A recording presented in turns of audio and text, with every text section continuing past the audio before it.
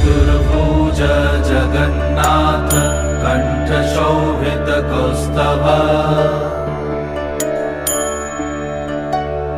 पद्मनाभ वेदगर्भ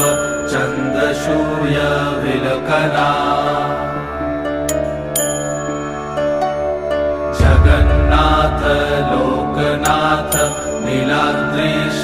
परहरि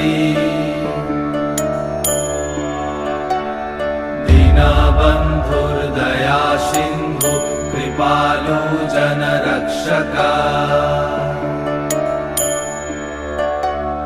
कम्बुपाणि चक्रपाणि पद्मनाभ नरोत्तम जगत्तं पालको व्यापी सर्वव्यापी सुरेश्वर